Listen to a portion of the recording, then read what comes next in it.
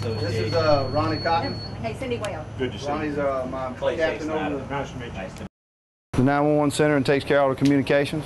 And Scott Jones back here. And Sherman Mack will be in here in just a minute. He's coming around. And this is the entire deal. So. How are you? 34298. What street name? They basically, you have stations over here, and then this used to be the 911 side, and this was the sheriff's office side, and then we actually combined everything, so they all actually sheriff's employees now, but very trained to do anything. They answer the 911 call or sheriff call or whatever, and we've been actually connected to the LoSEP over there, so anything comes in connected and we're sharing information. They got the board over here. You see where all the trees and high water. Okay. So we're trying to keep just a board. That's the easiest way to do it. You just put all that on a board, and then as they clear the road or the water goes down, it's passable, just take it off. Simple, and it works. So instead of the courthouse, you just moved everything right here. Pretty much. Yeah, we don't even do anything at the courthouse. It's basically admin, and so we just close that and bring our resources here, and then we also have some of our courthouse employees that actually are at the OEP office over there helping them answer the phones.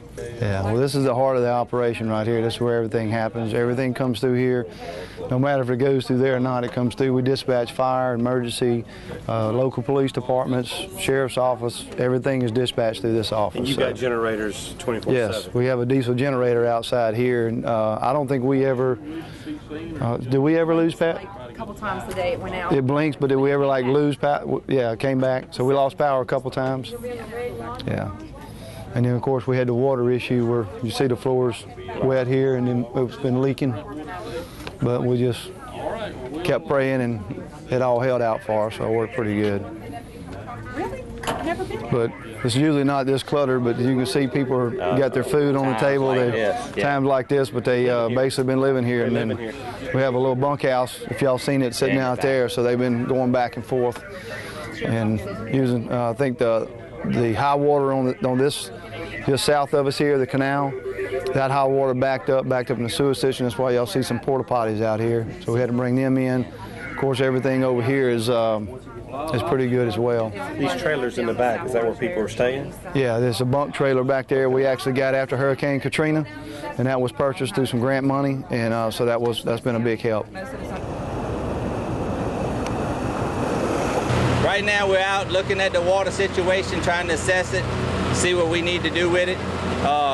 We're dealing with two elements here. One, the water's coming back up on us with a southwest wind, and then the drainage from the northern part of the parish is coming in on us. I'm working with the Army Corps engineers and other state officials on trying to see what we need to do to assess this problem and get it straight.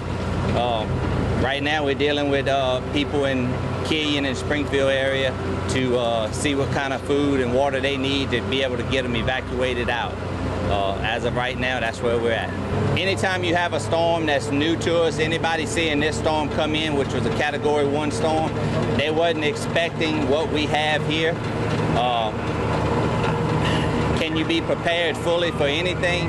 Probably not, but a little better communication throughout multiple parishes, being able to work together, I think that played a lot, and we use that a lot to St. John's advantage. And Livingston and Ascension both have a great working relationship.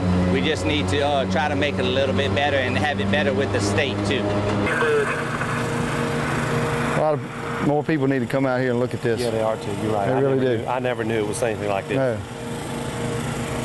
I never would have guessed. Well, that's when I got the phone call and said some of the elected officials want to come down and look. Absolutely, y'all need to actually get out and actually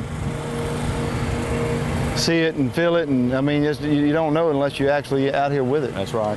We can sit up in that office all day long, but until you get out here and get in this water with these people that live here and see just how many problems they've got, not only with water but without electricity, ways to go and come, you really don't realize it. We have Representative Sherman Mack and Representative Clay Shakespeare with us, and Jason Orr, the sheriff, we've talked about is somewhere we can get food to these people when this thing is going on. Representative Shea Snyder was just telling me we've got to find a way to try to work with GOSEP and all the other groups that bring in food to be able to get them into a place where when this happens, they can get to the food. And that's so important. He's exactly right, and I think he's going to tackle that along with us and maybe the other neighboring parishes, along with Representative Mack and others, and see if we can't work out a plan so that when these things happen, we've got the food there and can get it to where they can get to it. I mean, it's great what these Salvation Army and other groups are doing to get food in the areas, but they can't get to it if it's not put into certain areas they can get to. But until you come down and travel through some of these waterways and by boat and see what they're faced with, it's hard to realize that. I mean, it's right off the interstate down in Chinkapin, Lower French Settlement, all the way down into Killy and Marpaw areas, and they need help. I mean, they need help. And most of these people, as we've learned through the years, they're going to ride their storms out. They're not leaving. They want to stay with their property. They know how deep it normally gets. What we're hearing today that's sort of surprising is because of the slow-moving storm and the amount of water it dumped with the tide water coming in, a lot of people are telling us, you know, this is worse than the 1983 flood. And in 83, Livingston Parish was covered with water. So to hear that tells you just how many problems they've got ahead of them here. So we've got to tackle some of that. And a lot of it, you know, it's just a lot of water with a slow-moving storm. Well, basically what we wanted to do today was I wanted to get some of our elected officials. We had a couple of the representatives, Representative Sherman Mack and Clay Shea Snyder. We also had someone from Congressman Cassidy's office that rode out there with us, and we took them down to the Marpaw area because it was very important that they actually seen firsthand what's going on down there.